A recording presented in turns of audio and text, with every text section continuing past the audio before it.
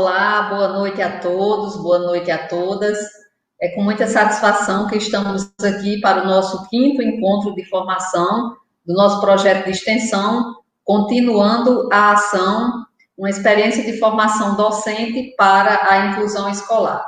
E é muito bom estar recebendo todos vocês aqui para mais esse momento de diálogo, de reflexões, que nos são tão caras nesse momento em que nós precisamos cada vez mais empreender uma luta para possibilitarmos condições de aprendizagem e de desenvolvimento para as pessoas que têm necessidades especiais. Então, nessa noite, nós estamos recebendo uma pessoa muito especial, que é o professor Aldeci Fernandes da Cunha. O professor Aldeci tem colaborado consideravelmente com as nossas realizações aqui na UFRN, né?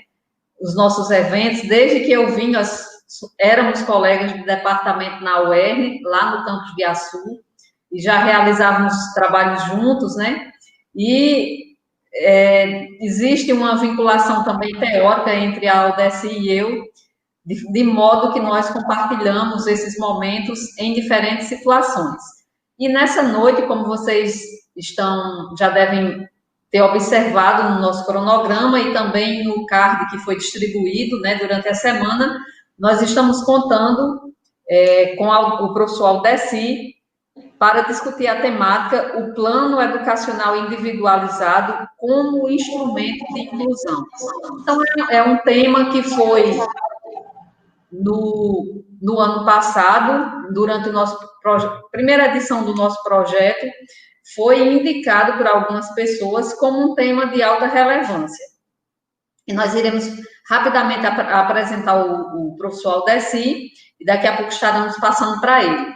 O professor Aldeci Fernandes da Cunha é pedagogo, mestre em ensino pela UERN, professor do Departamento de Educação também da UERN, que é a Universidade do Estado do Rio Grande do Norte, uma universidade na qual tive o prazer de atuar durante 12 anos como professora.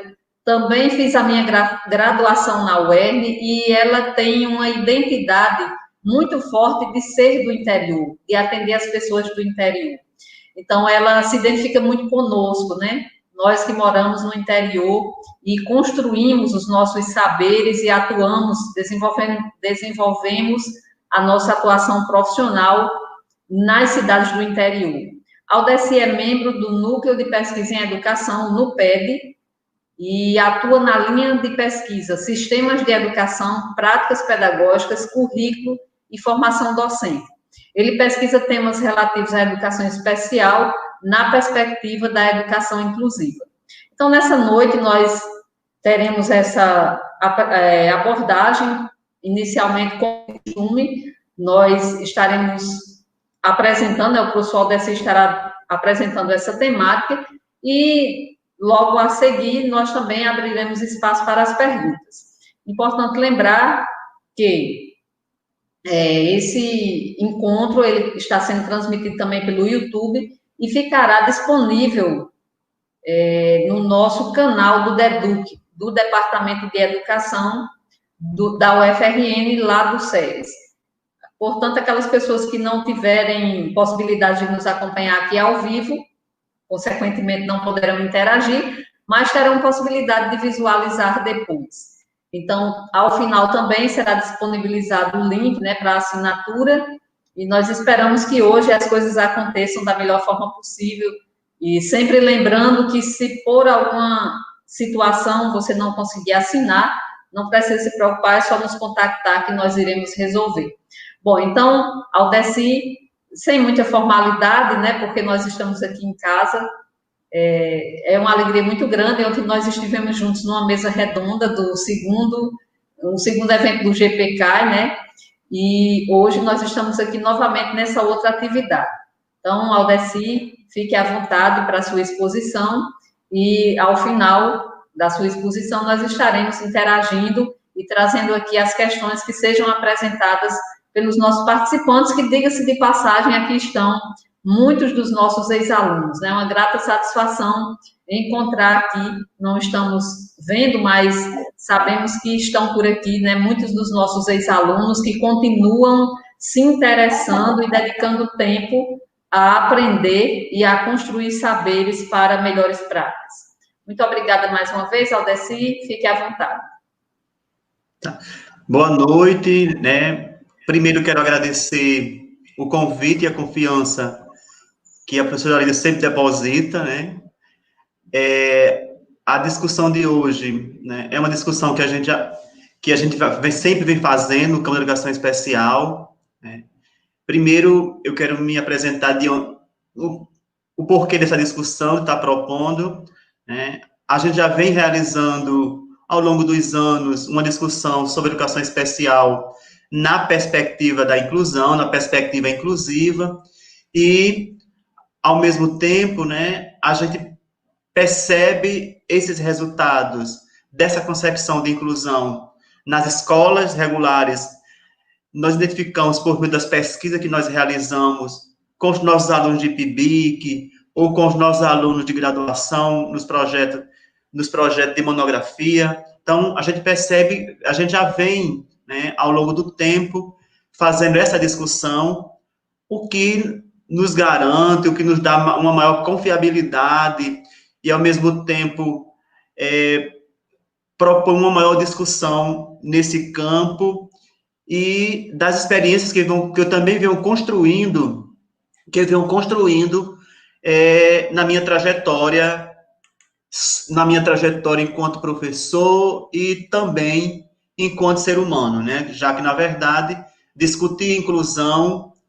Aldeci, eu já ia pedir só para você ampliar os slides, mas você já ampliou. Tá, já ampliei. Então, discutir inclusão também exige de cada um de nós não só uma formação técnica, mas exige também uma formação mais humana, né? Eu acho que pensar nessa escola inclusiva, pensar nesses documentos técnicos para uma perspectiva inclusiva, também nos pede que nós, professores, que nós, profissionais envolvidos, também tenhamos uma formação humana.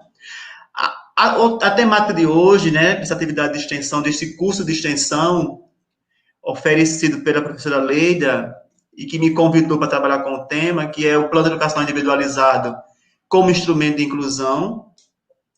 A gente já percebe, já se fala muito, né, na legislação e até mesmo na literatura, acerca de um documento que pense esse sujeito na sua individualidade e na sua singularidade. Então, a gente vai pensar sobre esse plano numa conceituação legal hoje e, ao mesmo tempo, em uma conceituação, o que a literatura está dizendo sobre este plano e, ao mesmo tempo, né, quais os modelos ou as perspectivas de planejamento, até mesmo da organização,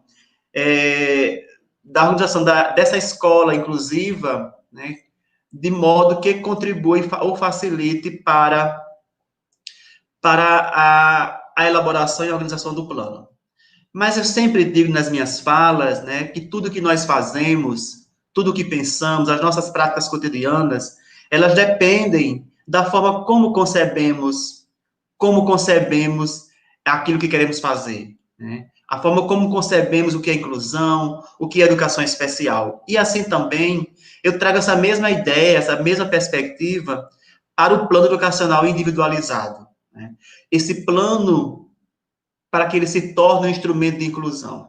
Para isso, é preciso que a gente pense também o que é esse plano de educação individualizado, qual é a finalidade, qual é a ideia que eu tenho de plano. Então, para isso, eu vou colocar, Alisson vai postar aí para vocês um link em que vocês vão estar acessando e vão entrar com um código.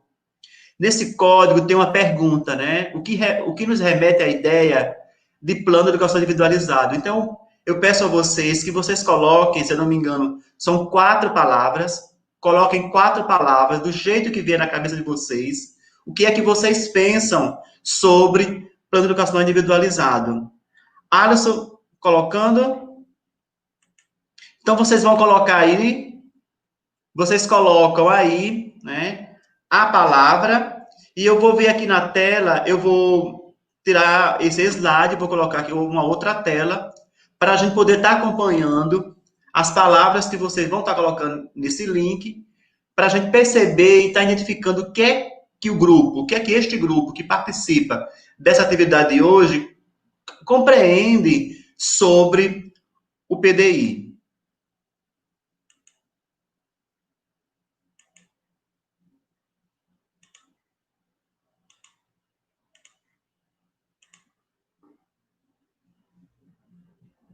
Então, vocês estão vendo aí uma tela já. Na medida que vocês forem entrando no site, colocar o código, digitar as palavras, eu vou receber aqui.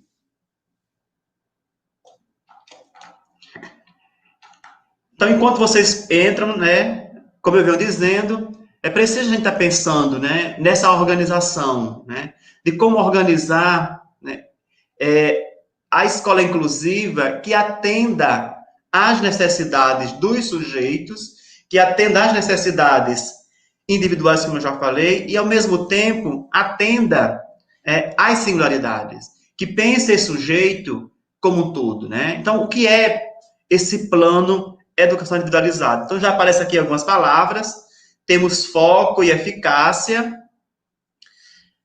Vamos ver o que é que aparece mais. Vão colocando aí, digitando, para a gente compreender o que é que esse grupo, né, pensa sobre o que é PDI. O que caracteriza esse documento, que é um documento.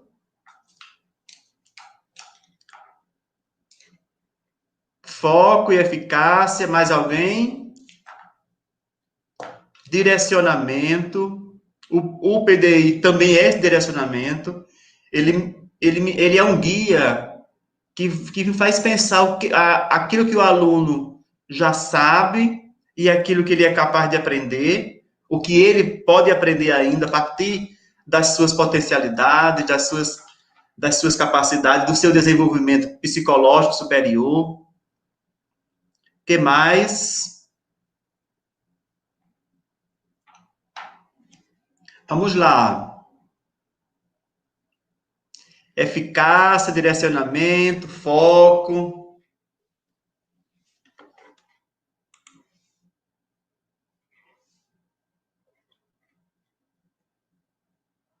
que mais?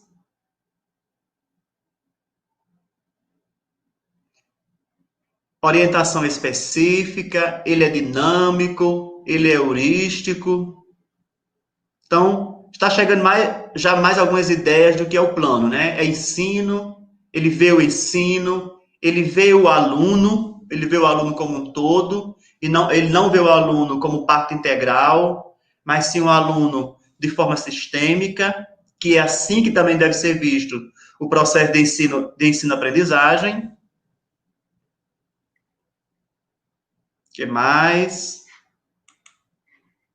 É planejamento, é produtividade, é aprendizagem, exige a relação do professor, o professor precisa estar presente, o aluno também, né? O aluno também precisa, além de ver o aluno como um todo, né? O aluno também faz parte desse processo de elaboração, como a gente vai ver daqui a pouco, em algum dos nossos slides que nós organizamos, né? O aluno também é sujeito desse processo. É aquela ideia de planejar, de organizar a aula a partir do próprio aluno, a partir dele e com ele se fazendo parte desse processo. O PDI é um instrumento de inclusão, né? A gente vai já ver por que ele pode ser instrumento de inclusão. É um documento que estabelece objetivos claros e definidos em relação à aprendizagem e ao processo de inclusão. É um documento norteador, é um documento que também organiza essa perspectiva de escola que nós pretendemos, né? É ajuda, é o singular, tá aí a singularidade, exige uma adaptação de recursos, eu não falo em estar propondo um recurso diferente, mas adaptar o currículo, adaptar o que a escola tem para atender as necessidades individuais e singulares dos sujeitos. É uma orientação específica, é equidade, é um roteiro. Deixa eu ver mais. Então, nós já temos aí muitas, né, já ideias que o grupo participante dessa atividade conceitua, né, ou considera que seja o PDI. Eu vou parar para a exposição dessa tela, mas vai ficar aqui, eu vou continuar recebendo, vocês podem continuar enviando as palavras, e eu vou continuar recebendo. Eu vou só parar a apresentação para a gente dar continuidade com os slides que nós organizamos para vocês. Dando continuidade, né, já pensamos nesse processo de inclusão, né, o que é essa perspectiva inclusiva, como eu já venho falando, é necessário que a gente pense o que é inclusão, não se faz inclusão sem ter uma perspectiva teórica, sem ter um conceito definido. É claro, como eu já venho dizendo, quem já participou de algumas falas minhas, eu sempre venho dizendo que a construção da escola inclusiva, dessa escola de todos, ou dessa escola com a pedagogia, de uma pedagogia com a diversidade, ela se faz a partir das minhas compreensões, a partir dos meus conceitos sobre essas categorias que determina ou que classifica o que seria essa escola para todos, né? Então, é preciso a gente estar reconhecendo e identificando as nossas concepções enquanto escola e enquanto inclusão, para a partir daí pensar nesses elementos que podem facilitar essa construção dessa prática cotidiana inclusiva, né? A escola por si, ela já deveria ser inclusiva, né?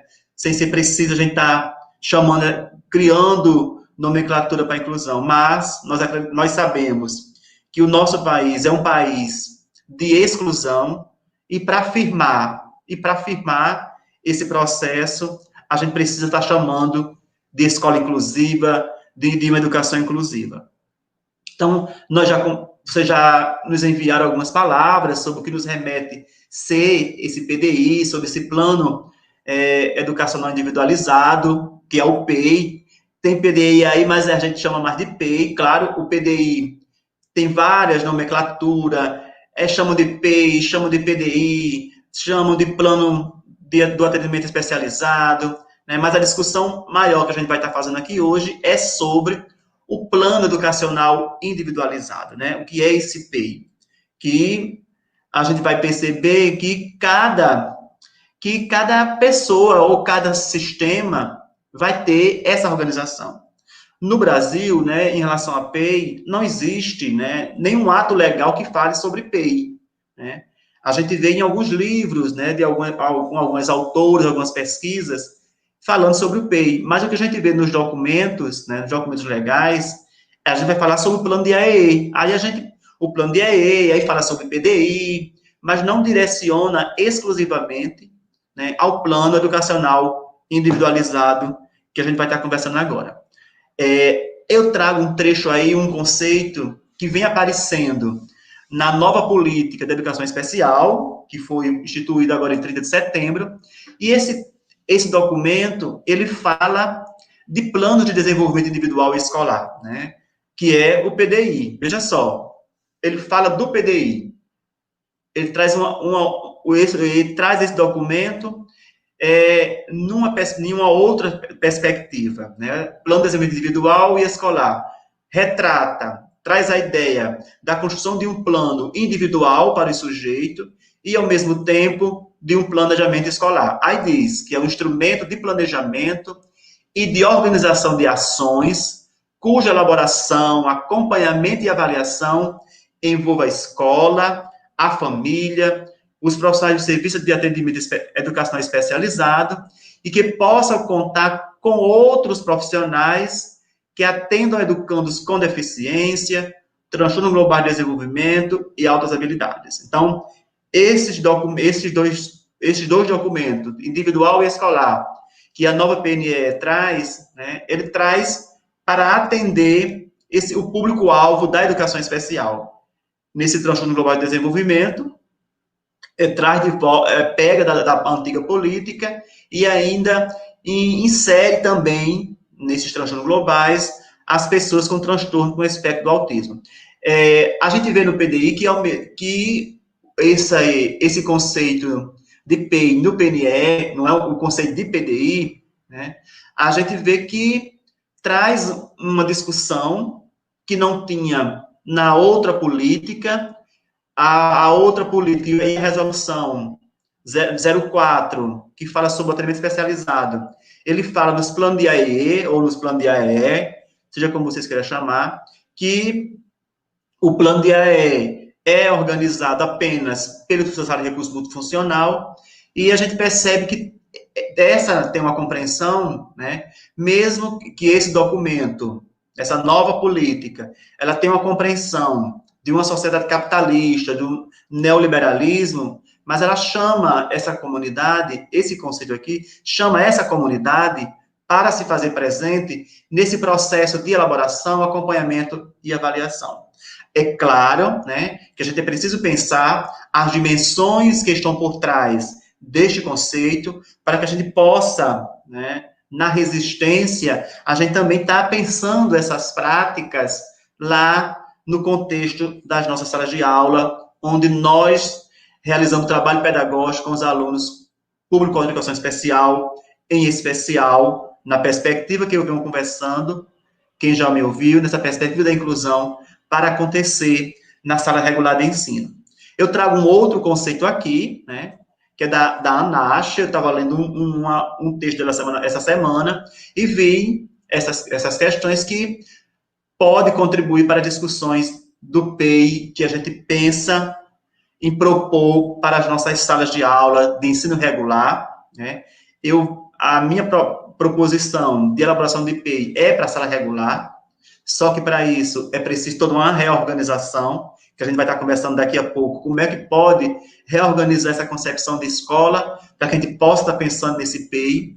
E a ANACH vai estar dizendo que o PEI é um documento necessário à proposição de metas educacionais e dos apoios necessários para promover as condições de aprendizagem ao estudante. Então, a gente já vai vendo que o PEI não é simplesmente um documento técnico, né? Não é um documento pronto e acabado que eu organizo e ali fica, mas é um documento em que eu estabeleço metas, né? Aí eu chamo atenção para o desenvolvimento do sujeito, né? O PEI deve contemplar o desenvolvimento desse sujeito. Aí é importante, né, que eu pense nessas metas, né, nessas metas e essas ações que são necessárias para promover a aprendizagem, para que esse aluno tenha condições e se desenvolva, né? Eu preciso organizar estratégias, organizar metas, organizar ações que possibilite o desenvolvimento das funções psicológicas superiores desses sujeitos, né? Desses sujeitos com deficiência, que eu trabalhe com eles, né? De como trabalhar a atenção, como trabalhar a memória, de como trabalhar a percepção, o julgamento, a leitura, o pensamento. Então, o PEI tem que contemplar essas questões de desenvolvimento, né? A gente precisa, como eu venho dizendo, o que a gente faz na escola inclusiva, as práticas cotidianas que eu realizo, depende da minha proposição, dos meus conceitos de escola. Então, a escola, nessa perspectiva de organização de um documento de metas, né, sem perder a sua característica, que é de promover o desenvolvimento individual do sujeito, respeitando as singularidades de cada um.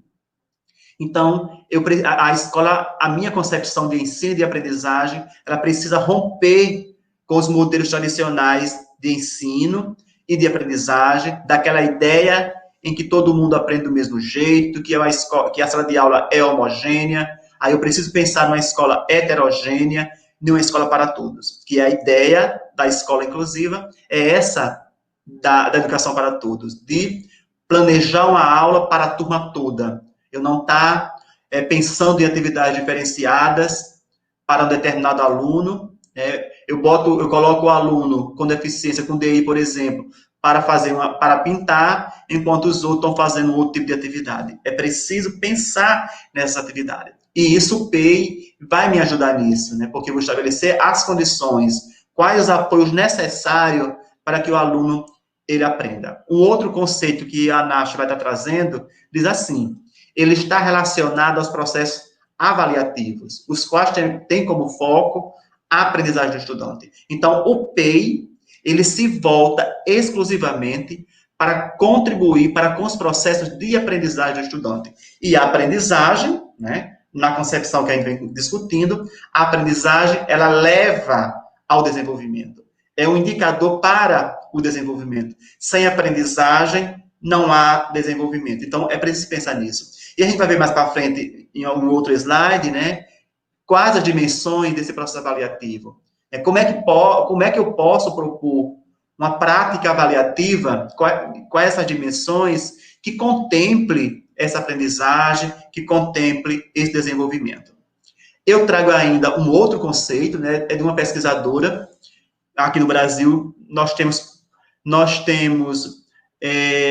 a Tones Valadão, que tem uma pesquisa de mestrado e doutorado sobre o plano de educação individualizado, né, que ela fez em colaboração sob a orientação da professora Nicéia Mendes, e eu trago aí também alguns conceitos que ela traz, né, que nos remete, né, a essa compreensão de PEI numa perspectiva inclusiva e, ao mesmo tempo, né, cercado de dimensões subjetivas, né, porque o documento ele também carrega em si as dimensões subjetivas de quem elabora, dos elaboradores, de quem produz o plano, e além disso, né, além de estar recheado das dimensões subjetivas individuais, também está carregado de subjetividade social que eu, enquanto professor que participei desse processo de elaboração, eu trago do meu contexto sociocultural e histórico. Aí a Tunes Valadão, com a Nicéia Mendes, ela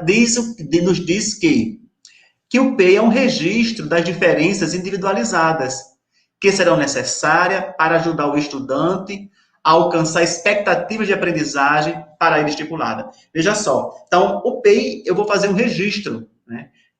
Exige um trabalho de sensibilidades, porque eu preciso conhecer quem são esses meus alunos, quem é o meu aluno que tem DI. Eu estou falando, né, mais no público-alvo da educação especial, mas o PEI, ele pode ser feito para qualquer aluno, né? O PEI não é feito exclusivamente só para o aluno público-alvo da educação especial, mas ele pode ser feito para os alunos, né, que apresentam dificuldade de aprendizagem, no caso dos alunos com necessidades educativas especiais, que, de acordo com a Declaração de Salamanca, ela envolve tanto o público-alvo da educação especial, como também esse grupo das minorias, as questões étnico-raciais, crianças com dificuldade de aprendizagem e outras, né? Então, o PEI é para isso. E esse documento, quando eu organizo, vocês podem perguntar, Aldeci, existe um modelo padrão de PEI? Não, né? A gente organiza o PEI a partir da nossa compreensão e a partir daquilo que eu desejo para os meus alunos, conforme o que foi observado nele, o que foi identificado. Agora, o que é preciso é que eu conheça quem é esse aluno, né? Que eu converse com esse aluno para estar identificando as suas capacidades, as suas potencialidades. Eu não organizo um PEI, não é para montar fazer tipo um diagnóstico, tipo um laudo, né? Dizendo que o aluno não sabe, né, e a partir dali elaborar. Não, mas o PEI é elaborado a partir das potencialidades do sujeito. O que é que Francisco já faz sozinho, né?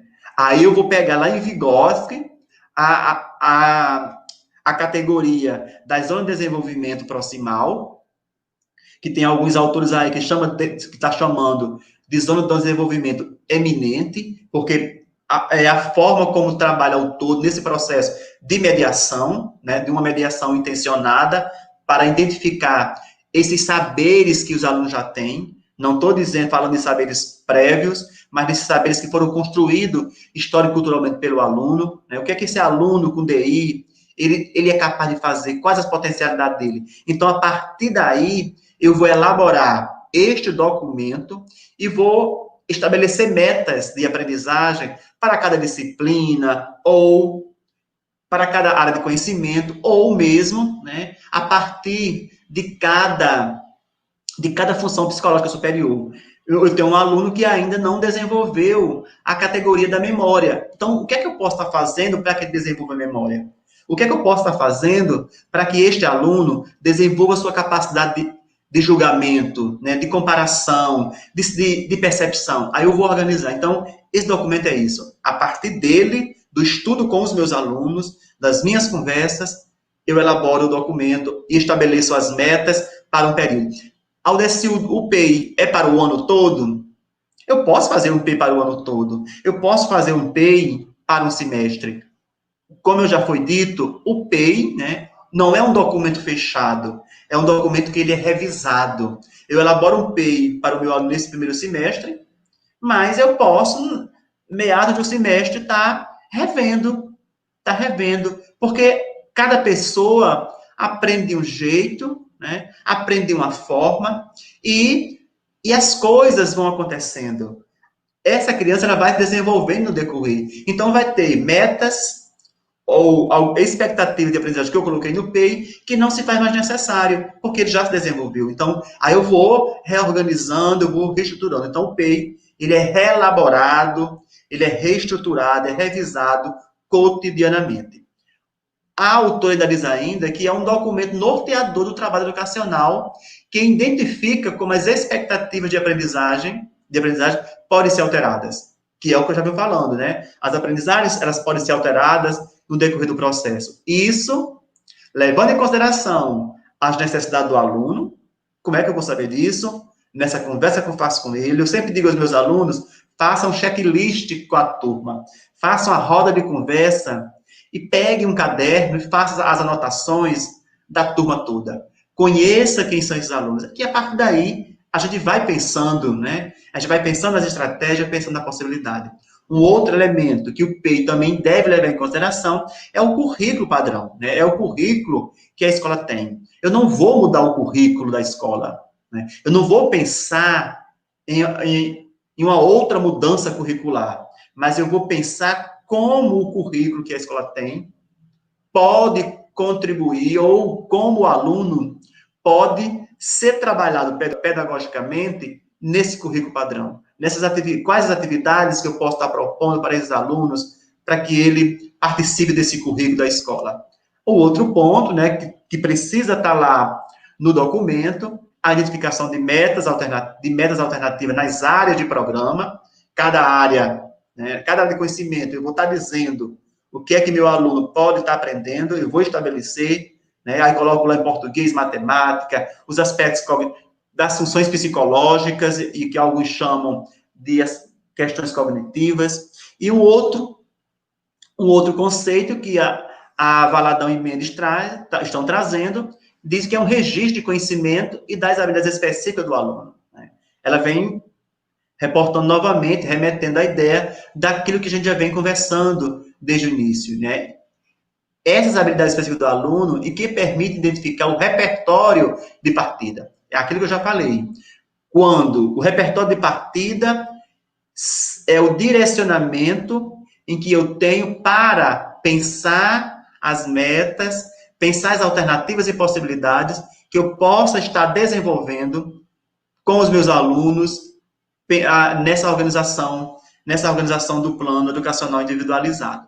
Eu trago ainda mais outro conceito, né, para a gente vai já sair dessas questões conceituais, que diz que é visto como uma alternativa que contribui para o processo de ensino e aprendizagem dos alunos com deficiência. Então, ela já traz o documento como um instrumento capaz, que possibilita a inclusão do aluno com deficiência lá na sala regular.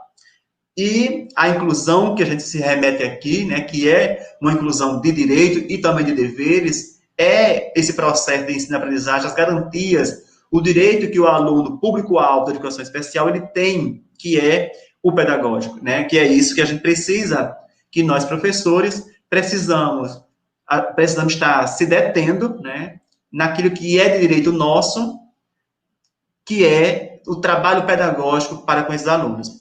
Então, nesse processo, né, nós compreendemos que as concepções de inclusão, de ensino e de aprendizagem presente no PEI, como eu já venho dizendo antes, recebe influência da produção subjetiva dos professores e dos demais envolvidos. Quem são esses envolvidos, né?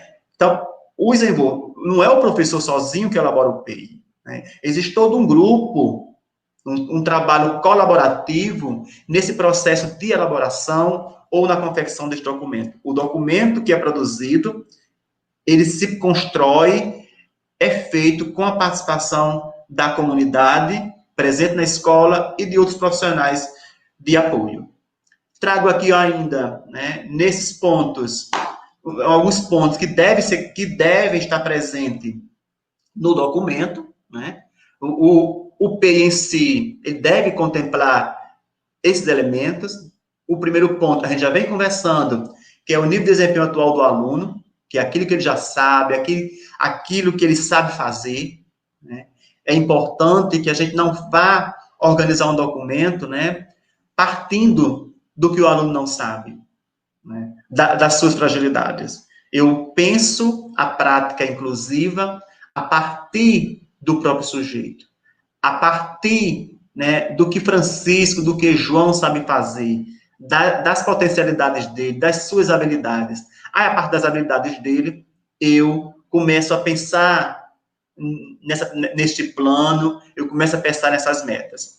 Aí eu trago um outro elemento, a elaboração das metas anuais, que devem ser mensuráveis, tem aqui anual, mas eu, professor, eu, escola, eu que decido como eu quero fazer esse documento. Se vai ser anual, se vai ser semestral, se vai ser bimestral, isso fica muito a cargo do professor e da escola, que decide, né, organizar o PEI. Aí diz mais ainda, né, que esse PEI precisa ser avaliado em torno de 3 vezes ao ano, de acordo com a necessidade dos participantes. Então, o próprio documento, ele é avaliado em si, né, a equipe precisa sentar para saber se aquele documento está sendo executado mesmo, se os alunos estão alcançando as metas, se o que foi proposto no PEI está dando certo, o que não está dando certo. Então, o documento também é avaliado, além da avaliação que já está embutida no próprio documento em relação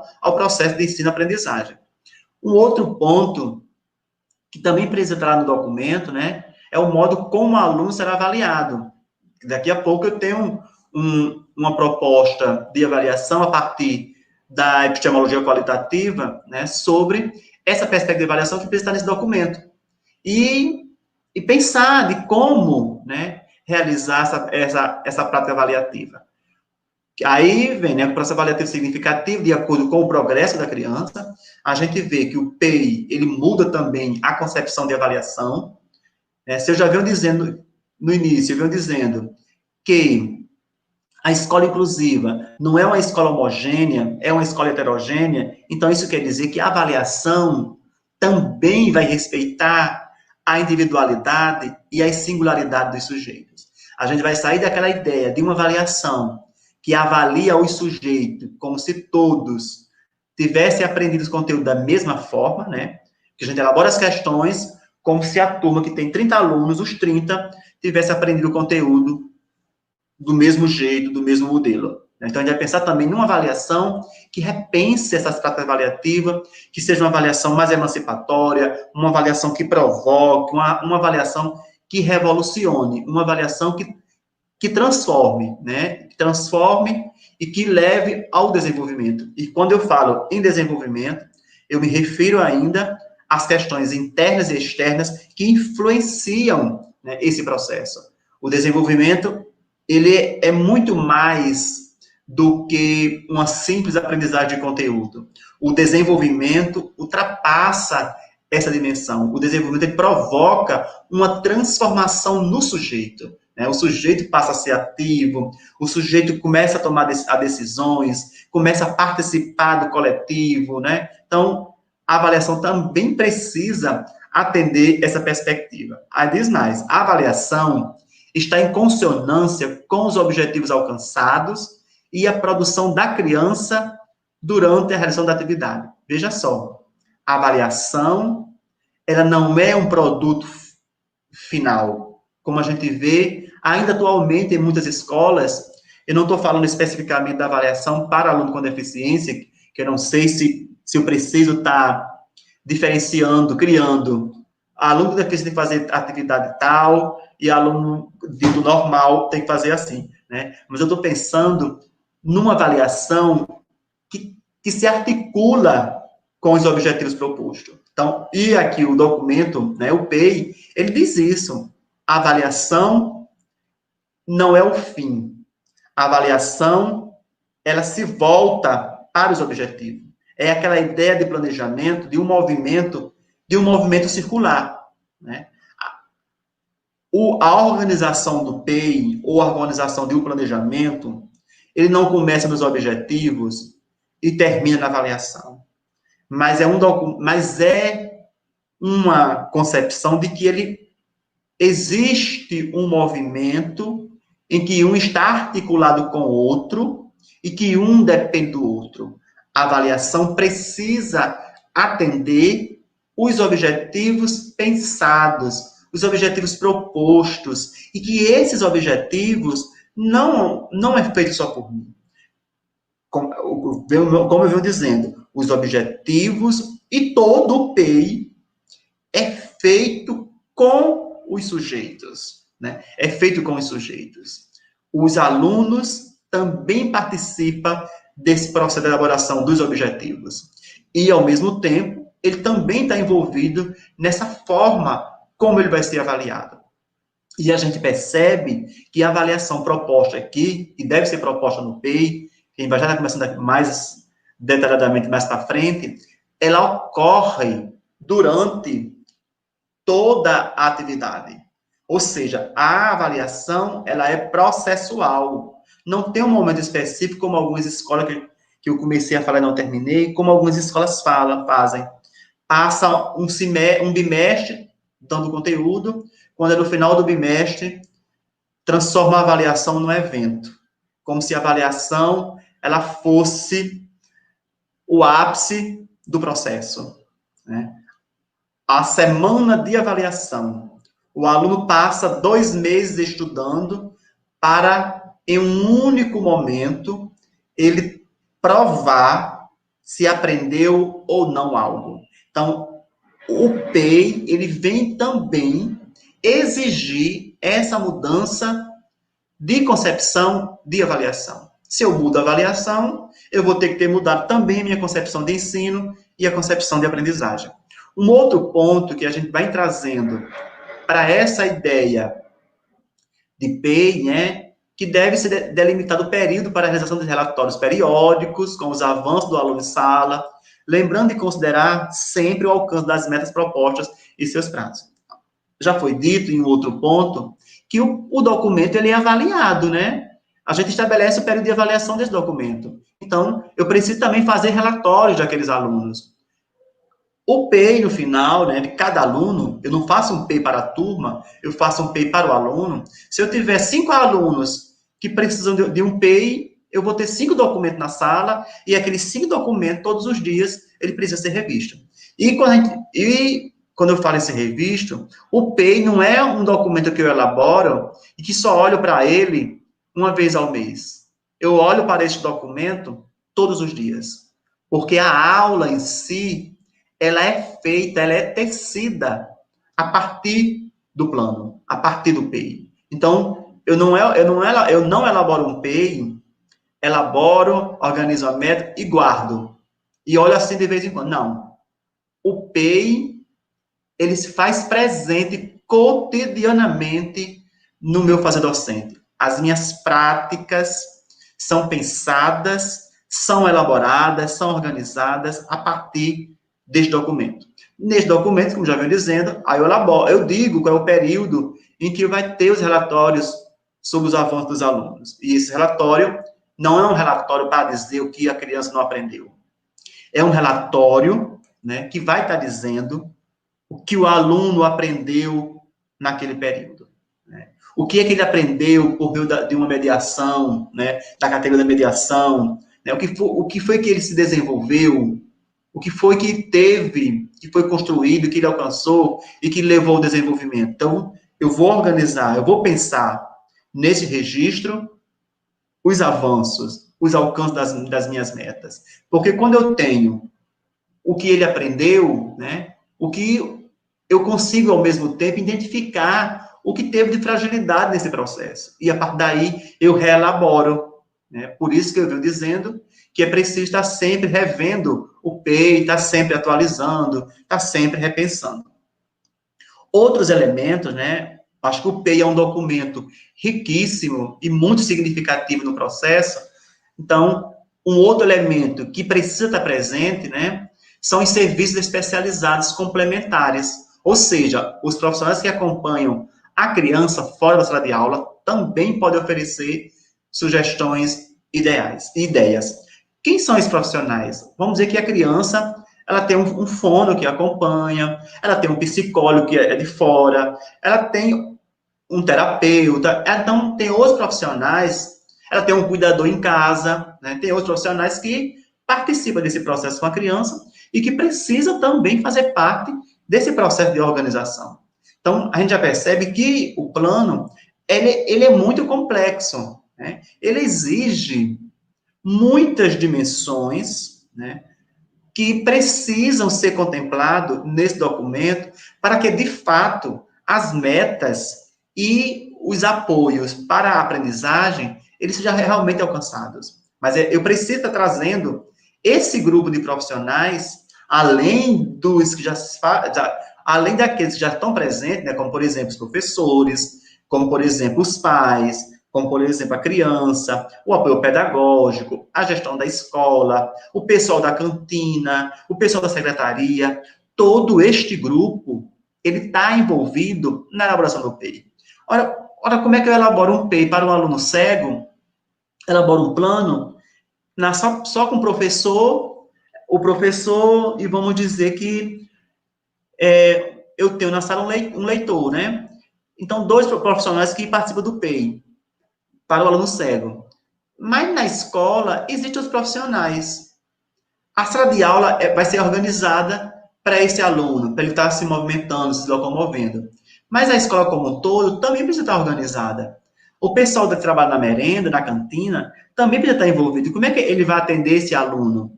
Como é que os demais profissionais que estão na escola, que não participaram do PEI, vão estar atuando, vão estar contribuindo para o desenvolvimento psíquico desses alunos? Então, é preciso que toda a escola esteja envolvida, como também outros profissionais que não são da escola, mas que oferecem apoio a esses alunos, eles precisam estarem envolvidos, né? Eles precisam estar participando desse processo de elaboração.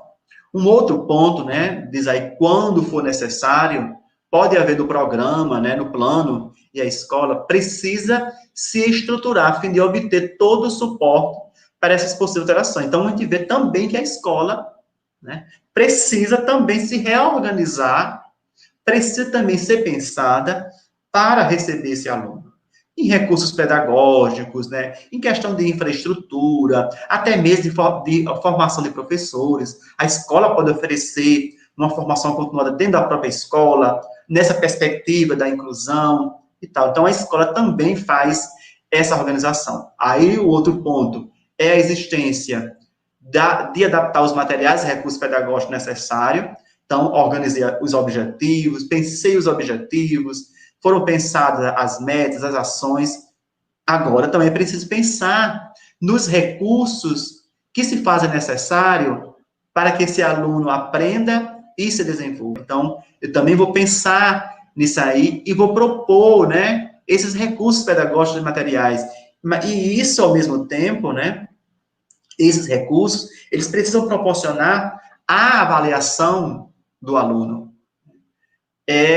Como eu vou avaliar um aluno dentro do PEI, né, que tem determinada deficiência e que tem dificuldades para aprender algo, se eu não ofereço as condições necessárias? Então, é preciso também oferecer as condições necessárias para que este aluno aprenda.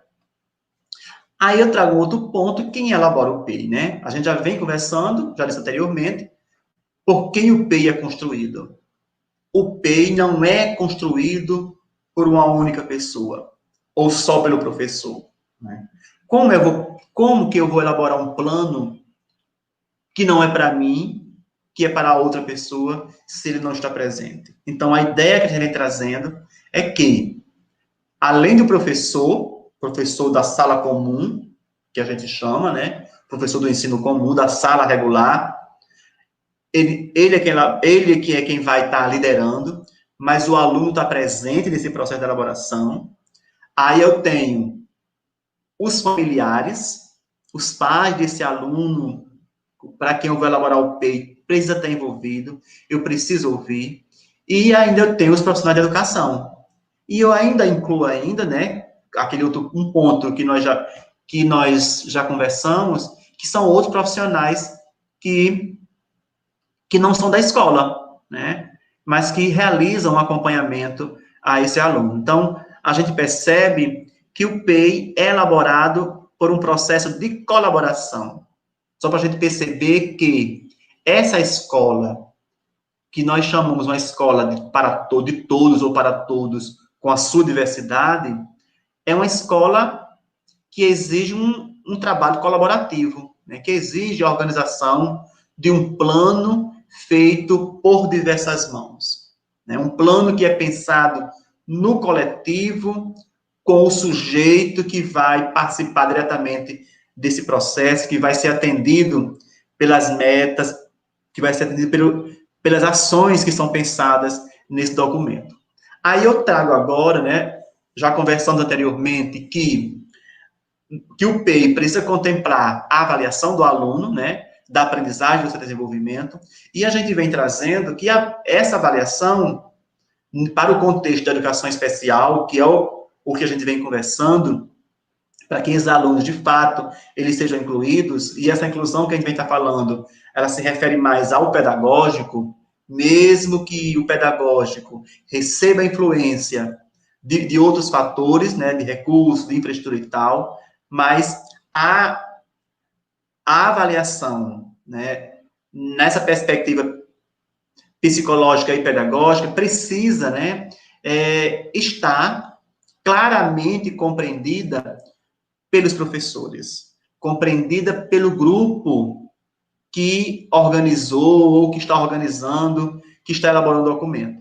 Para isso, né, a gente traz uma ideia de avaliação que assume essa dimensão psicológica e pedagógica, mas a gente traz, né, a gente chama aqui a atenção a ideia, né, a concepção teórica e metodológica ou epistemológica da epistemologia qualitativa, desenvolvida por Gonzalez Reis. A gente traz alguns princípios da epistemologia para estar trazendo a concepção de avaliação que a gente compreende que pode contribuir para essa perspectiva de plano educacional individualizado no contexto da educação especial e que quebre as rupturas sobre o modelo de avaliação homogênea, tradicional, mecanicista, que não contempla as dimensões do sujeito. Então, a gente traz um caráter qualitativo no processo de avaliação, né? A gente não vai estar preocupado com a questão da nota, a gente vai estar preocupado com o que o aluno foi capaz de aprender.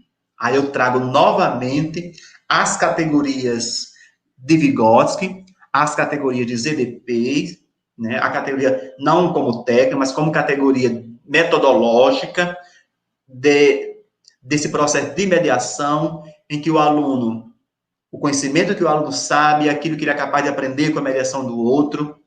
Então, é preciso observar esse aspecto qualitativo que a avaliação tem, ou que precisa ter nessa dimensão aqui, né? O que é que eu vou estar observando? Então, a avaliação, nessa perspectiva, exige um olhar muito sensível dos professores, de nós, enquanto professores, né? Que eu preciso também, claro que eu preciso também mudar algumas questões pessoais minhas, né? As questões subjetivas que foram produzidas durante a minha trajetória de escolarização, da forma como eu aprendi o que era avaliar, e também, né, a dimensão subjetiva social sobre avaliação, que está implicada diretamente na dimensão pedagógica ou na dimensão psicológica da escola acerca do que seja esse processo avaliativo. Então, eu deixo de estar observando os aspectos quantitativos, eu procuro ver os acertos, procuro ver os acertos e procuro ver também o erro, não como ponto final, mas eu procuro ver a fragilidade como um ponto de partida para as novas aprendizagens. O erro, ele precisa provocar novos sentidos de aprendizagem. Então, esse erro se transforma em um ponto de partida. Um outro elemento que a epistemologia qualitativa nos presenteia para pensar a avaliação é o caráter construtivo e interpretativo. Aí eu trago nesse caráter construtivo e interpretativo, eu trago também, né, que vai nos ajudar a pensar, que é a questão do laudo, né? Eu pensar o tratamento, pensar o laudo, né? Eu tenho uma criança com paralisia e que os laudos dos médicos diz que ela não vai aprender, né? Vem trazendo todo um laudo, traz todo um contexto lá da deficiência enquanto biológica, da deficiência primária, e no laudo transparece que o aluno não aprende. E a partir da metodologia construtiva interpretativa, eu vou fazer uma reflexão, né, acerca do que diz o laudo. E vou compreender o laudo não como um parecer que diz que o aluno não vai aprender. Eu vou compreender o laudo apenas como um elemento que vai me ajudar a pensar nas possibilidades pedagógicas. Como eu já venho dizendo sempre nas minhas falas, a nossa preocupação enquanto professor não é com o laudo. O médico pode dizer várias vezes que aquele aluno não aprende, mas eu não preciso estar dando atenção àquele laudo. Né? O que eu tenho que fazer é ver o pedagógico. Qual é a minha responsabilidade enquanto professor? A minha responsabilidade no pedagógico é trabalhar a aprendizagem e o desenvolvimento. Aí eu digo novamente, claro que para isso, nesse processo construtivo interpretativo, eu tenho que saber o que é que eu compreendo sobre ensino e sobre aprendizagem. Por isso que é importante esse caráter qualitativo do processo de avaliação. Então, a metodologia construtivo-interpretativo, ela facilita, ela me ajuda a pensar o laudo em uma outra perspectiva. A pensar o laudo enquanto elemento que me ajuda a criar caminhos, a pensar estratégias para o desenvolvimento do sujeito. Um outro elemento que a própria epistemologia qualitativa nos traz é a dimensão processual. Né? A avaliação, ela ocorre no processo. Inclusive, se vocês estiverem lembrando, um dos pontos que precisa estar no PEI, que está na universidade anterior, é que a avaliação ela é processual. A avaliação ela ocorre no período, né, que eu até já disse, que eu não preciso estabelecer um momento único para avaliação. Eu não preciso passar um mês trabalhando com o aluno algumas atividades, e quando chegar no determinado dia, eu combinar aquele período com uma atividade avaliativa. Então, a avaliação, ela ocorre cotidianamente. Como? Eu faço os meus registros, eu faço as minhas observações. Na avaliação processual, durante a minha aula mesmo, eu faço esse processo, eu faço essa prática avaliativa. Né? Nós que somos professores, a gente sabe na aula mesmo, quando o aluno está com dificuldade para compreender aquilo que está sendo discutido. Então, a gente percebe. Então, não precisa ter um momento único para avaliar. Avaliar, ela ocorre ocorre cotidianamente, continuadamente, durante as atividades acadêmicas, durante toda a aula. Então, precisamos possibilitar isso nesse processo. Uma outra questão que também é da epistemologia qualitativa é o caráter interativo. A sala de aula em si precisa ser espaço de interação. Então, a avaliação ela também precisa possibilitar, ela precisa oportunizar esse aluno essa dimensão, essa característica interativa, né, entre eles. É preciso fazer isso. E uma outra coisa que eu falo também, né, nesse processo de avaliação, já que a gente vem falando sobre o processo de ensino-aprendizagem, que precisa romper com alguns paradigmas, né? Então, a gente precisa também fazer com que, no caso, o aluno com dificuldade de aprendizagem, aquele aluno que não se interessa pela aula, a gente também precisa fazer com que aquele aluno, ele se interesse, né? ele seja, ou seja, que também tenha uma relação das questões afetivas. E quando eu falo das questões afetivas, não é aquela questão de eu estar abraçando aluno, passando a mão na cabeça dele o que ele faz, aceitando tudo que ele faz, não. Mas, quando eu falo na afetividade, é no sujeito ser afetado pela aula. É quando o aluno descobre, né? É quando o aluno descobre que aquela aula tem um significado para ele, que aquela aula contribui para a sua aprendizagem e para o seu desenvolvimento. Então, nós, enquanto sujeito, precisamos estar afetados, né, pelo o que acontece cotidianamente na prática escolar. Então, eu, professor, eu preciso estar desenvolvendo estratégias que possibilitem esse afetamento dos alunos ao contexto da sala. Um outro ponto que a avaliação precisa ver isso, claro que a gente precisa ainda lutar muito para que esses elementos que o Gonzalez Reis nos presenteia por meio da epistemologia qualitativa, nós precisamos muito, de muita leitura ainda, de muitos estudos, né, para que, de fato, a gente possa estar contemplando esses elementos numa avaliação que atenda a dimensão psicológica e pedagógica. Um outro ponto é a dimensão singular. Quando eu disse anteriormente que a gente faz uma avaliação para os alunos como se todos aprendessem da mesma forma, né, ao mesmo tempo a gente provoca um processo de exclusão. A turma é heterogênea. Então, eu preciso oportunizar uma prática de avaliação que veja o todo e, ao mesmo tempo, ele veja o singular desse sujeito, né? Nessa singularidade, né, de quem é João, de quem é Francisco, o que é que Francisco faz, isso precisa estar contemplado lá. Esse pertencimento de João na sala de aula, né, esses olhares de João. Então, a singularidade de João na sua aprendizagem, na sua forma de aprender, precisa também estar presente nessa prática de avaliação que nós almejamos no processo de elaboração do nosso PEI, do nosso plano educacional individualizado. Para isso, né, como eu já venho dizendo, o PEI é um planejamento. Para que esse planejamento ele aconteça, ele vai necessitar dos serviços de apoio que necessitamos, que a escola necessita desenvolver para que esses alunos, eles alcancem as metas, né, alcancem as estratégias que foram pensadas pela comunidade no seu processo de aprendizagem e desenvolvimento. Aí a gente traz alguns modelos de apoio, né, que a gente vai estar optando.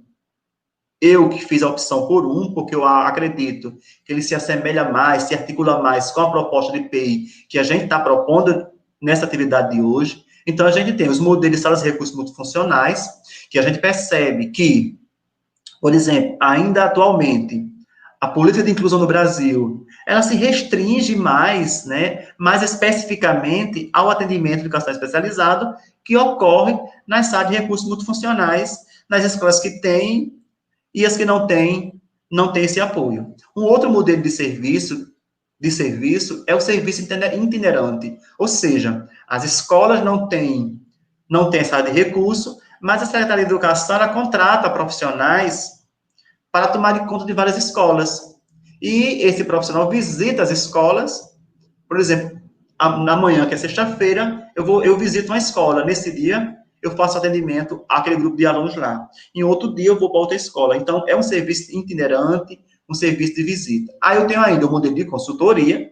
Eu contrato uma consultoria para fazer esse atendimento, que eu acho que vai se tornar bem presente também agora.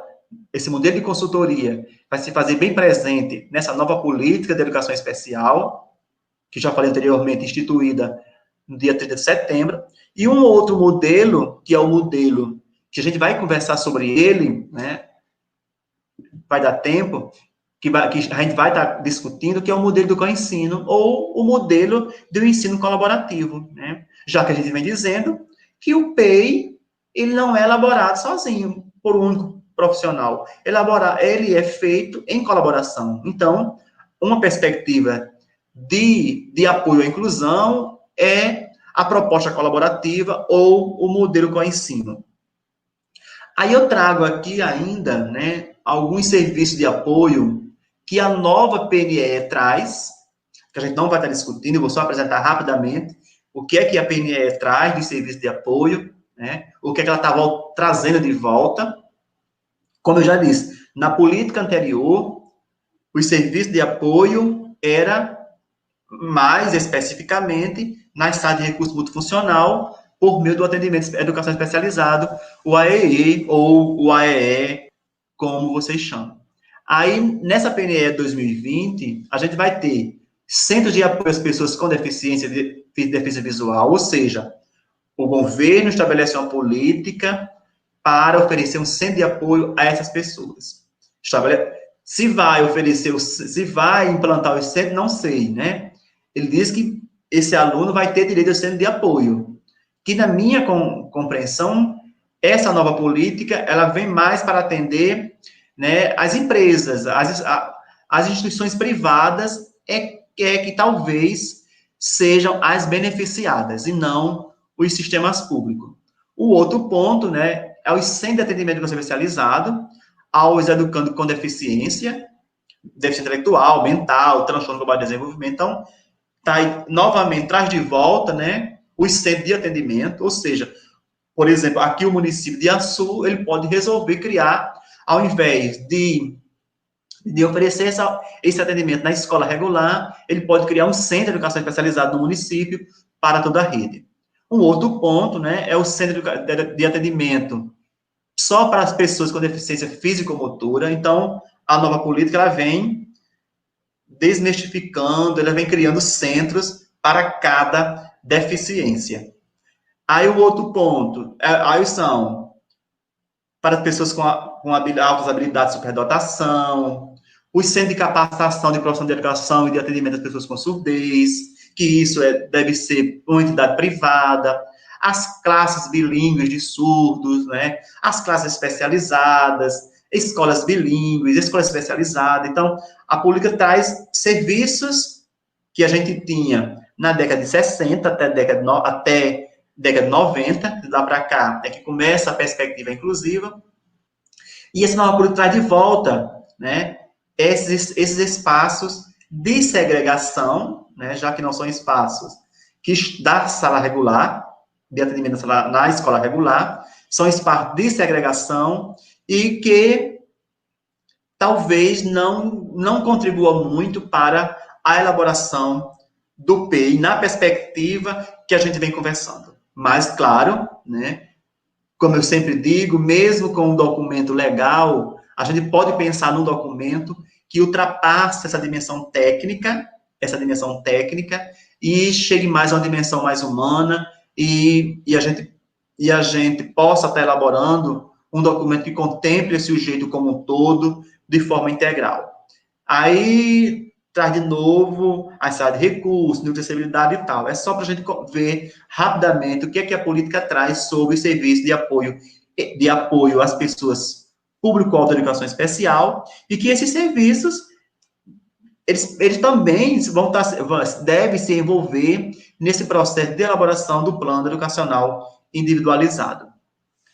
Como eu venho dizendo, né, que para a elaboração do PEI, é preciso também pensar, né, o PEI nos obriga a pensar, né, em uma outra perspectiva de inclusão, em uma outra perspectiva de pensar essa escola para todos, de pensar essa escola que atende essas necessidades. E, a partir das minhas leituras, a partir de uma leitura de uma obra da professora Enicéia Mendes, né, a gente traz a discussão sobre a perspectiva do coensino, ou seja, uma perspectiva de ensino que possibilita essa perspectiva de plano que a gente vem conversando, desse plano que envolve toda a comunidade, que envolve outros profissionais da educação, que envolve o sujeito, né, que pensa o sujeito enquanto sujeito ativo, que pensa a formação humana. Então o coensino vai nos ajudar nisso. É claro que é preciso também a gente estar pensando como concretizar na prática essa perspectiva do co-ensino, que também vai exigir, né, vai exigir investimentos de infraestrutura, investimento de recurso humano, formação dos profissionais e outras questões. Então, para isso, né, nessa perspectiva do co-ensino, como eu já venho dizendo, que a inclusão envolve todo mundo, ninguém fica de fora, então eu trago aí esses atores, os atores que fazem parte do processo. Aí vem o gestor da escola, não tem aquele negócio de eu ter um aluno com deficiência e aquele aluno só é meu. O aluno é da escola. Então, os diretores de escola, os gestores, também é responsável pela aprendizagem e pelo desenvolvimento daquele aluno. Aí eu trago os professores de educação especial, né, coisa que já é bem presente em nosso estado, né, nós tivemos um concurso, acho que foi no último concurso da rede estadual, que teve vagas que antes não tinha, aí tivemos vaga para a professor de educação especial. Claro que também é preciso, a gente está pensando quem são esses professores da educação especial. Aí tem os professores do ensino comum, os profissionais especializados e os paraprofissionais de apoio a outros profissionais. Então, a gente tem aí um grupo de profissionais que estão envolvidos e que precisam se envolverem nessa perspectiva de pensar a inclusão a partir de uma perspectiva de colaboração, na perspectiva do co-ensino, como diz a professora Eniceia. Aí eu trago o conceito de co-ensino a partir da perspectiva da professora Eniceia Mendes, que ela vai estar dizendo que é um modelo de prestação de serviço de apoio, né, no qual o professor comum e um professor especializado dividem a responsabilidade de planejar, de instruir e avaliar o ensino dado a um grupo heterogêneo de estudantes. Ou seja, vamos dizer, aqui, por exemplo, em Açu, né, as escolas da rede estadual têm um professor de educação especial, tendo a sala comum, professor do ensino comum e o professor da educação especial. Não são dois planejamentos. É um único planejamento. Os dois planejam juntos. Um pensa a organização didática da aula, pensa o conteúdo. O outro pensa nas estratégias que podem ser realizadas para o processo de ensino, aprendizagem e desenvolvimento da criança.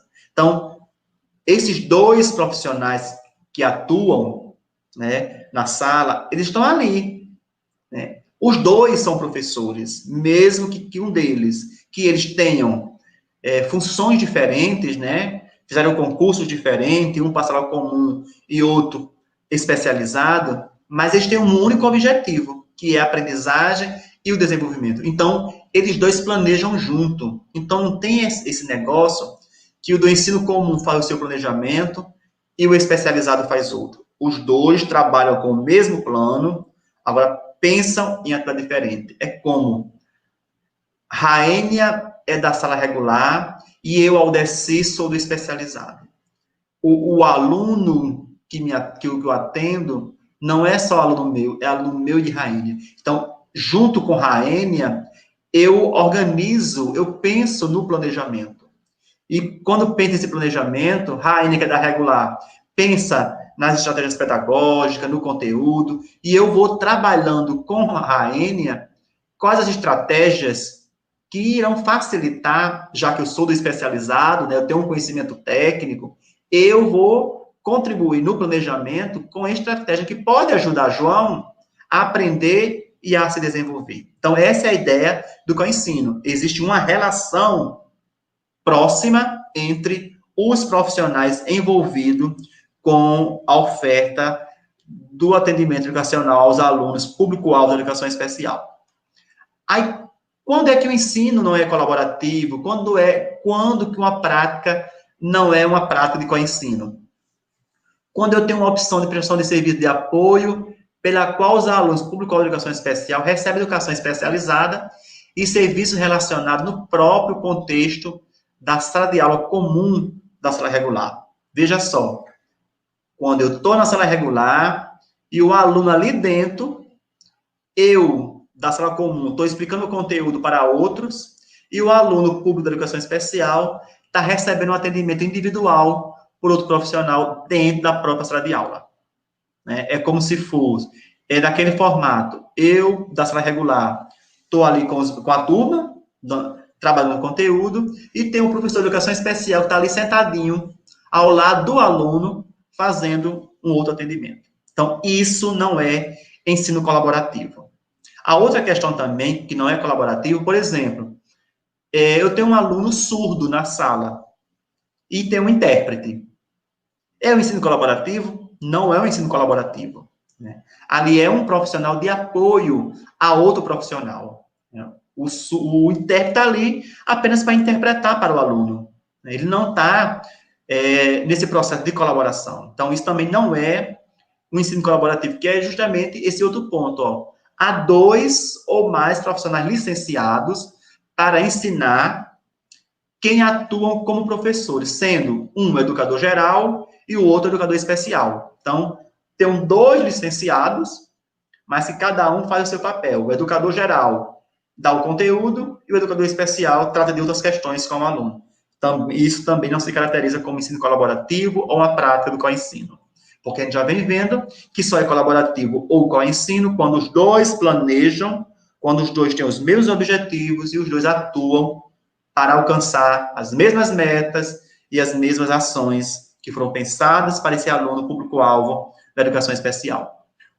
Ainda temos outros pontos que também vai estar caracterizando como não seja o ensino colaborativo. Só para a gente estar pensando, né, já que a gente está vivendo, a gente vive um contexto, né, depois do último concurso, em que teve contratação para intérprete, para professor de educação especial, para professor de Libras.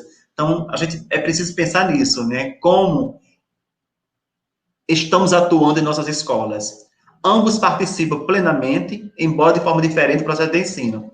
O educador geral mantém a responsabilidade primária em relação ao conteúdo que será ensinado, enquanto os educadores especiais se responsabilizam por facilitar o processo de aprendizagem. Novamente, né, cada um assumindo atividade diferente no mesmo espaço, isso também não caracteriza em sala de ambiente colaborativo. Um outro ponto que a NCE vai estar trazendo, né, os alunos são agrupados de forma heterogênea e ambos os professores trabalham com todos os estudantes.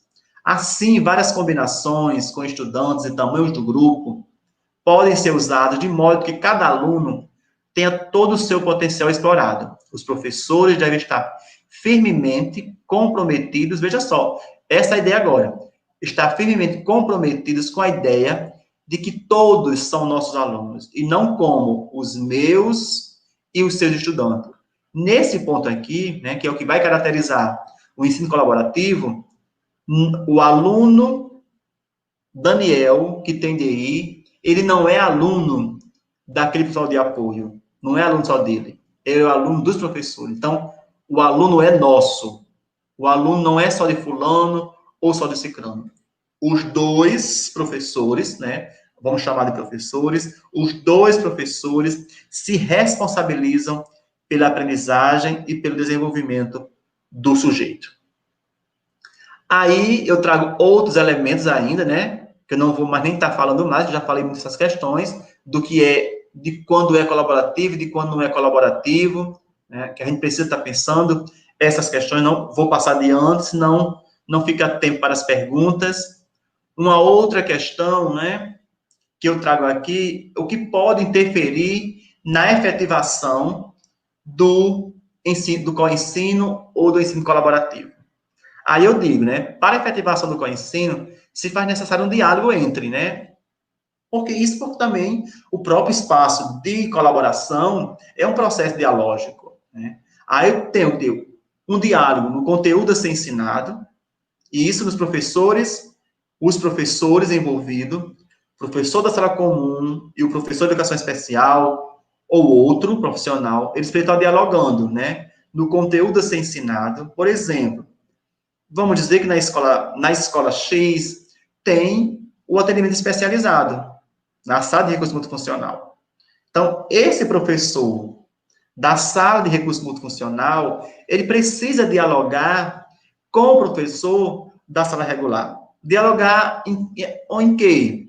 Nesse conteúdo a ser ensinado, esses profissionais precisam saber que conteúdos está sendo desenvolvido na sala comum ou na sala regular, as estratégias de ensino, eles precisam dialogarem, expertise dos professores, empatia na parceria, tempo compartilhado de ensino, apoio administrativo da escola, tempo de parceria, organização dos estudantes, idade ou nível de escolaridade dos alunos e compromisso dos professores. Então, a gente percebe que, nessa perspectiva de pensar o PEI e de pensar num serviço de apoio à inclusão, na perspectiva do ensino colaborativo ou do coensino, exige de nós, que pretendemos adotar essa perspectiva, né, exige que a gente mude de práticas, né, que a gente compreenda, né, e se abra para novas práticas, né, para a realização de um trabalho mais parceiro,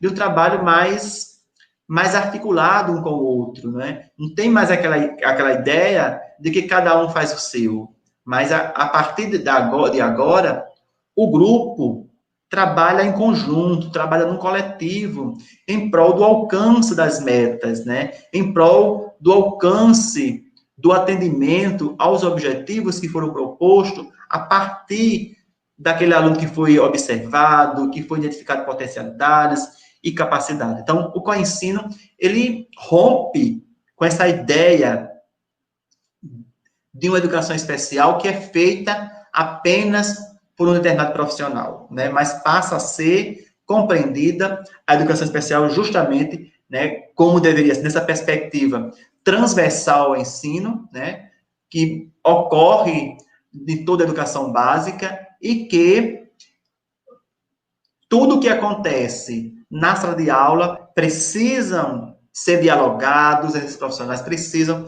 ser articulados, e não tem aquele negócio que, por exemplo, dois professores na sala, que um toma decisão, o outro irmão, não, os dois tomam as mesmas decisões, porque tudo isso é pensado junto, é compartilhado junto. É fácil?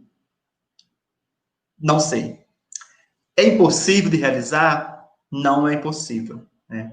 Porque basta a gente acreditar nesse processo que os alunos podem aprender nessa perspectiva e que eu, professor, e que eu, professor de educação especial, estou aberto a essa perspectiva, né? Estou aberto porque eu acredito nesse processo de inclusão. Eu acredito que eu elaborando um plano individualizado que respeita a singularidade do sujeito, numa perspectiva de um ensino colaborativo, eu acredito que contribui para o desenvolvimento do aluno e que ele, com a sua deficiência, que a sua deficiência não impede que ele aprenda. O que impede é a forma como eu trabalho o processo pedagógico. É pela minha impossibilidade de realizar uma ação que provoque o desenvolvimento do aluno. Então, basta a gente estar compreendendo isso e se abrir a essa perspectiva e que, com certeza, a gente pode estar fazendo, a gente pode estar efetivando uma escola mais inclusiva, vamos chamar de inclusiva, uma escola mais inclusiva, uma escola que vê esse sujeito como todo, de forma integral, desse sujeito que aprende, né, que aprende na sua individualidade, na sua singularidade e, ao mesmo tempo, nesse coletivo que se constrói, né, a partir dessas dimensões, a partir dessa perspectiva vigorskiana, essas dimensões das EDPs, desse processo de mediação, de uma mediação, não uma mediação qualquer, mas uma mediação intencionada, uma mediação que foi pensada, uma mediação com objetivos definidos. Aí eu tenho ainda alguns fatores, termino já, gente. Eu tenho aí alguns fatores para a realização do coensino, que exige de nós, profissionais, né? Se eu, professor, e a minha escola, que vai fazer essa opção por ensino colaborativo, então eu tenho que deixar claro, né? Eu tenho que ter tempo para planejamento, não é aquela ideia, não, o professor de educação especial ele trabalha à tarde na minha escola, pela manhã em outra, e à noite não sei aonde, não tem tempo de planejar, não. É preciso que tenha um tempo para que esses profissionais sentem para planejar. E não é o planejamento, o sentar pelo WhatsApp, ele em casa no WhatsApp, ou o trabalho mandando mensagem para mim, e eu mando para ele, mas é um sentar que discute, que conversa sobre esse sujeito, que conversa sobre as aprendizagens, que conversa sobre o desenvolvimento, que conversa sobre o conteúdo, que trocam figurinhas e que pensam a prática. Então, é preciso um tempo para planejar, e isso a escola já deve deixar estabelecido. A outra questão é da flexibilidade, né? A gente precisa pensar nessa prática flexível, num processo flexível, de forma que atenda essas singularidades. A gente corre risco, é preciso correr risco, e correr risco sabendo que não existe um modelo pronto, não existe uma perspectiva teórica que dê conta de tudo, não existe uma prática que dê conta daquilo, mas que eu vou fazer, né? Eu vou correr o risco, porque não existe receitas, cada sujeito, ele é único e singular, então cada um aprende de uma forma. Se eu tiver 2 alunos com DI, desses 2 alunos não aprendem do mesmo jeito, cada um aprende a sua forma, aprende a sua maneira, então eu vou criando estratégias. Eu crio sem medo do risco, sem medo se vai dar certo ou não, mas eu crio. Por isso que eu sempre digo nas minhas falas, quem já me ouviu, já ouviu essa frase, e eu vou repetir novamente, a escola que se risca ser inclusiva, ela precisa ser criativa. A escola inclusiva é uma escola criativa. É uma escola que cria cotidianamente as possibilidades e as estratégias de aprendizagem e desenvolvimento sem medo. Ela se encoraja, ela corre os riscos necessários mesmo. Um outro ponto, que precisa estar presente para a realização desse ensino colaborativo, desse co-ensino, é a definição de papéis e responsabilidades. É saber os papéis. Eu tenho 2 professores numa sala só, mas eu tenho que definir os papéis e responsabilidade de cada um. Isso por quê? Porque nós somos seres humanos, nós entramos em conflitos um com o outro, então a gente precisa definir os nossos papéis para que a gente não esteja na sala de aula, eu tomo uma decisão, o outro professor vem e desconstrói aquilo. Então, é preciso estar definindo para que a gente não realize práticas na sala que provoque, que provoque confronto de ideais entre os professores. A outra questão é a compatibilidade, a habilidade de comunicação, é preciso estar desenvolvendo isso entre os profissionais, dentro da escola, e também um suporte administrativo, Os professores precisam de um suporte administrativo. Por isso que eu venho dizendo que o grupo da escola, o grupo administrativo, gestores administrativos e pedagógicos, eles também precisam estar envolvidos nessa dinâmica de realização de um ensino inclusivo na perspectiva do co-ensino. Aí eu vou trazer só, está bem perto de terminar, aí eu trago aí os componentes que compõem o co-ensino.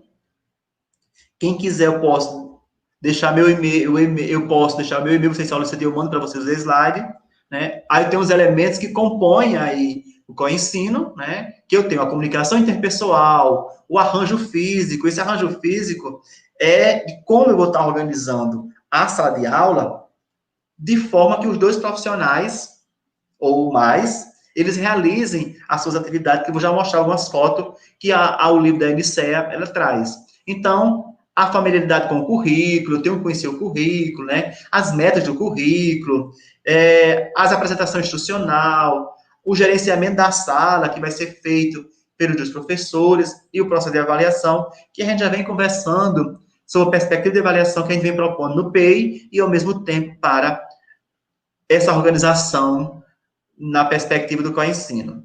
Aí eu trago aqui alguns arranjos, o formato como é organizado as salas de aula, nessa perspectiva do ensino.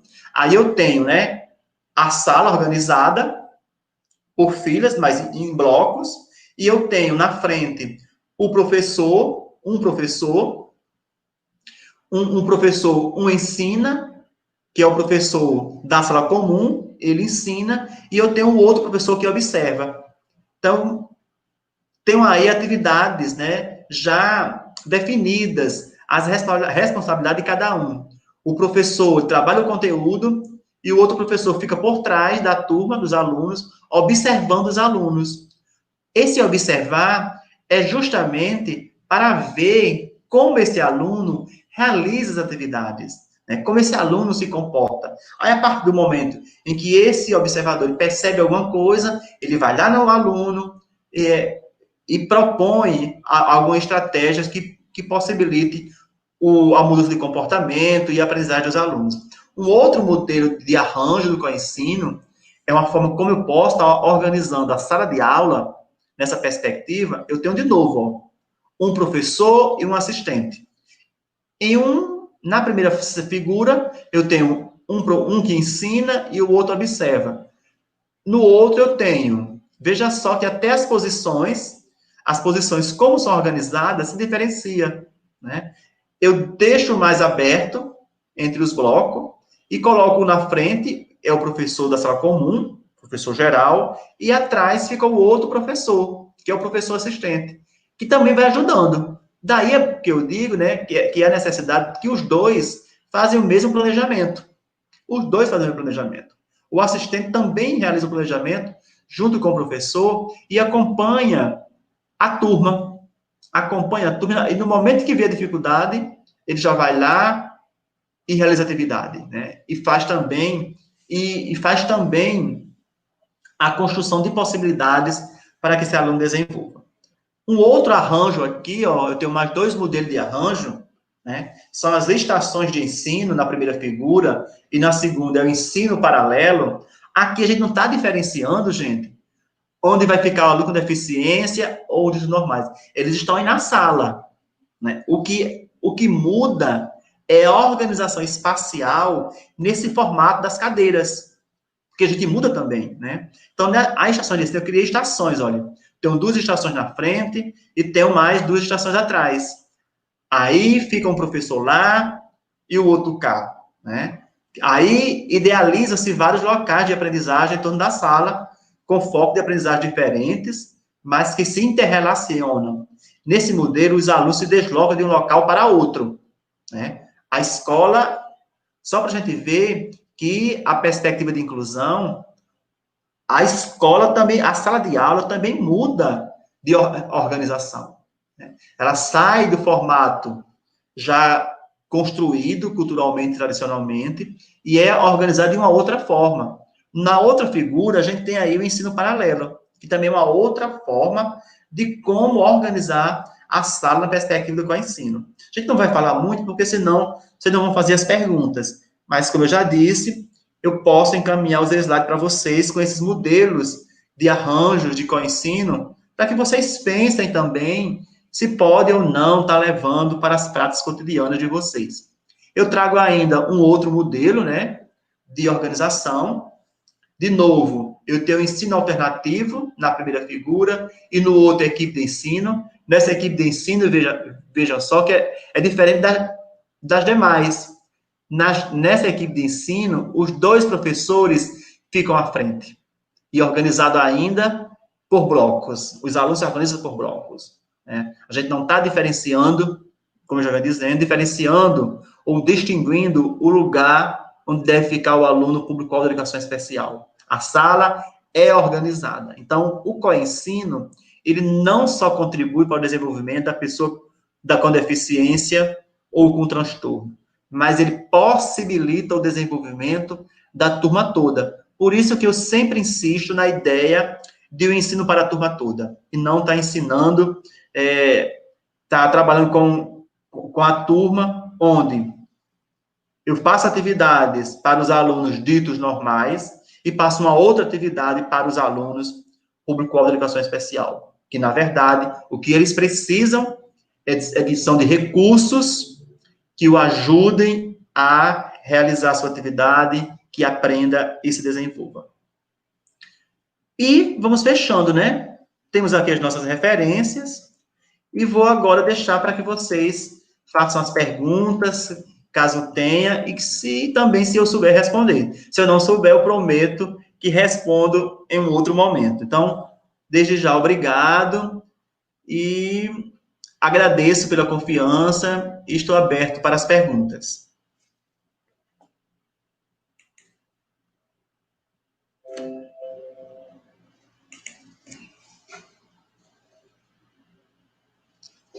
Seu microfone, Leida. Teve uma hora que eu liguei esse microfone pensando que ia esquecer, e esqueci mesmo. Então, a gente volta aqui retomando uma fala sua aí, que me chamou muita atenção, quando o Aldeci diz que não há os meus e os seus estudantes, há os nossos estudantes, né? E esse é um princípio que deve nortear a escola inclusiva, né? Um ensino que não separa, é, que não tem essa função aí de segregar, mas de agrupar, de incluir, de estarmos todos juntos, né? Quando eu digo estarmos todos juntos, são os alunos e são os educadores, né? Então, nós recebemos aqui algumas perguntas, né? Acho que a Alisson vai começar a disponibilizar. Nós temos a primeira pergunta de Anaídes Carvalho, em que ela diz: no PDI para alunos do Fundamental 1, podemos sugerir conteúdos diferenciados a serem reforçados?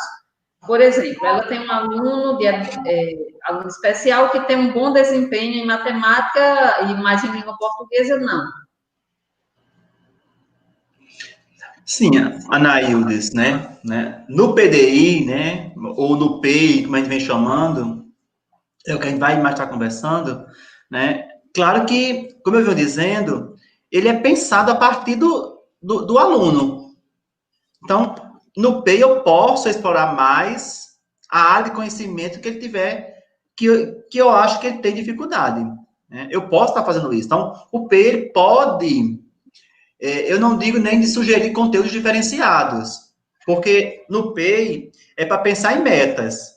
Ele precisa pensar em metas que devem ser alcançadas. Então, se o meu aluno ele tem mais dificuldade em matemática, mas o que é que meu aluno sabe em matemática? Já que o PEI parte não da dificuldade em si, ele parte do que o aluno já sabe. O que é que meu aluno sabe em matemática?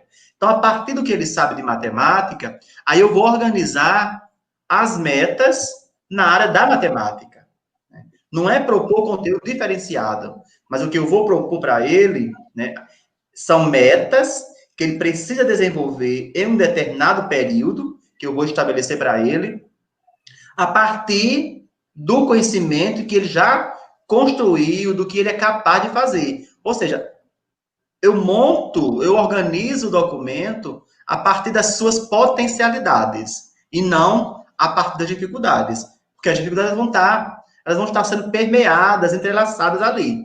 Né? Quando eu identifico o que ele já sabe fazer, né, que é o que Vygotsky chama de ZDP, a zona de desenvolvimento proximal ou zona de desenvolvimento eminente, né, que eu vou partir disso aí, né, da potencialidade dele, do que ele é capaz de fazer, aí eu começo a organizar.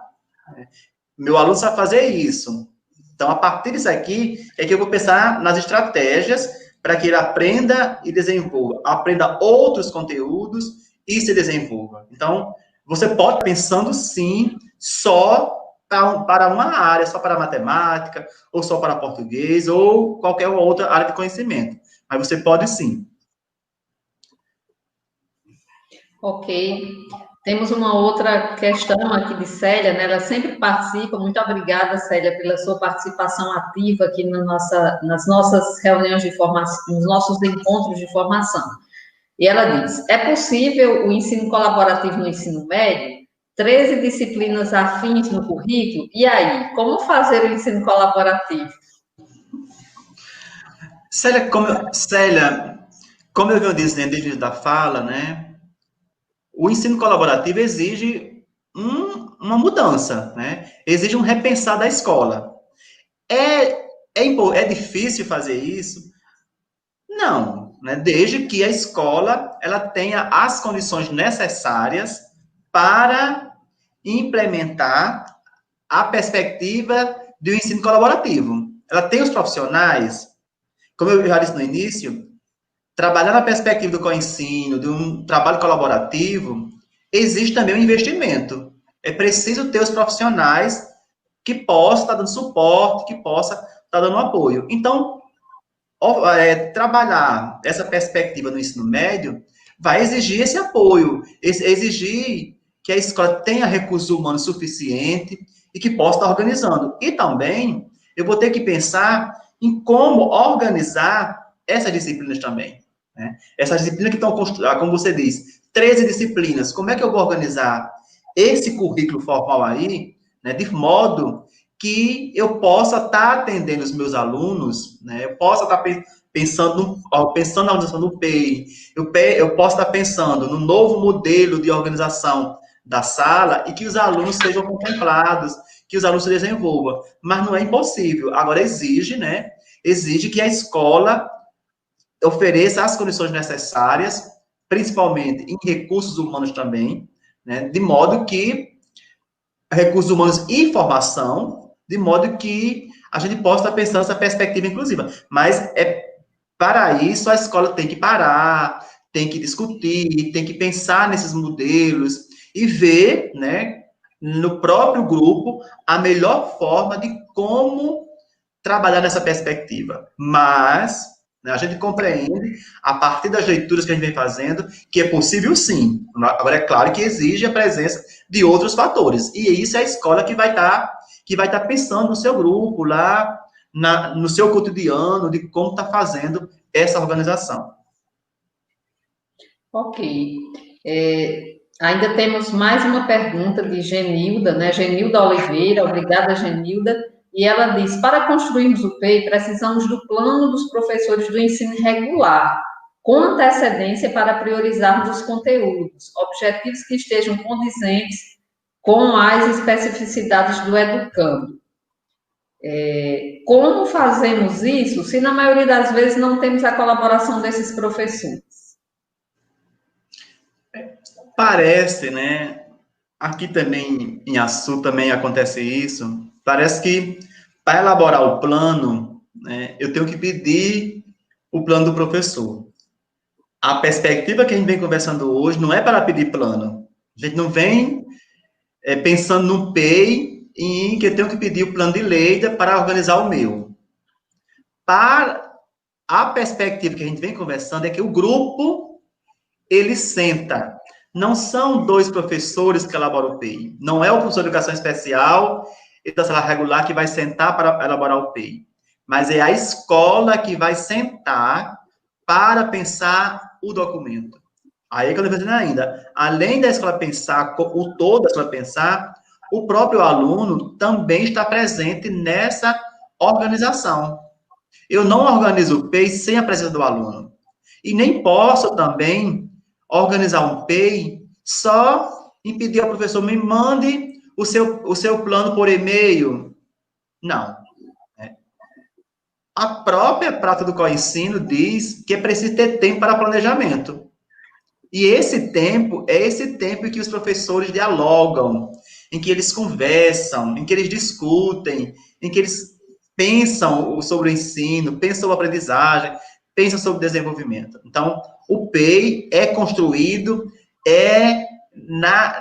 no processo das relações entre os professores da sala comum e da educação especial e os demais envolvidos, tanto os que atuam na educação, como também os que atuam fora da escola. Como eu já falei antes, às vezes o aluno tem um acompanhamento médico, tem um psicólogo, tem um psiquiatra, tem um neuro, tem um fono, e eu preciso também ouvir esse grupo para trazer essas questões para o meu planejamento do PEI. Então, jamais eu posso estar pensando num PEI planejado só por mim, ou só com a leitura do plano que eu fiz do professor Sala Regular de Ensino. Ok. E também, assim, quando se fala nesse trabalho colaborativo, já se pressupõe, né, mudanças muito expressivas na escola, o que ainda não vem se consolidando na realidade, pelo menos naquelas em que a gente tem conhecimento, que a gente realiza pesquisas, dos professores que participam conosco desses processos de formação. Daí a necessidade realmente de um repensar a escola. É lamentável que, em tanto tempo, né, de discussão, de inclusão e de formação, as escolas ainda continuem assim. Mas a gente não pode desacreditar, né? A gente tem que continuar sonhando. E aqui nós temos a pergunta de Carliene, nossa querida Carliene, minha ex-orientanda de monografia, indicada por Aldeci, eu acho, né? Mas, enfim, ela pergunta como fazer o PEI quando o professor não conhece o aluno e, nesse período de pandemia, a família não colabora com o retorno de atividades. Eu acho impossível, né, a gente pensar num plano para alguém que eu não conheço. Né? Eu não tenho como fazer um PEI, né, mesmo porque um PEI não se faz em uma manhã, não se faz em uma tarde. É um processo, né? É um documento que vai precisar de vários momentos para que eu organize, para que eu pense. Então, para fazer esse PEI, para produzir, eu tenho que conhecer esse sujeito. Ah, estou na pandemia, não tenho como. Então, eu vou ter que criar uma estratégia de como estar identificando esse saber desses alunos, de como está vendo suas potencialidades e tal. Eu tenho que pensar de estratégia, como eu venho dizendo, como eu já disse, né? A escola, inclusive, é aquela escola que cria. Então, nesse período pandêmico, eu também preciso estar criando estratégias para conhecer quem é esse aluno que eu preciso fazer o PEI para ele, né? Quais as potencialidades que ele tem, quais suas capacidades, o que esse aluno já consegue fazer sozinho, o que ele não consegue fazer sozinho ainda. Então, eu preciso. Aí, eu vou construir a estratégia. Se eu encaminhar um formulário para os pais, eles não me devolvem, então não dá certo. Qual é o outro caminho que eu posso estar fazendo, né? Então, é muito particular de cada um, é muito singular de cada um, né? Cada um vai pensar numa estratégia de acordo com a sua realidade, né? De acordo com o seu contexto. Mas é preciso sim, Carliane, eu tenho que conhecer quem é o meu aluno, quem é esse aluno que necessita de um PEI, né? Quem é esse aluno, para depois eu começar a organizar.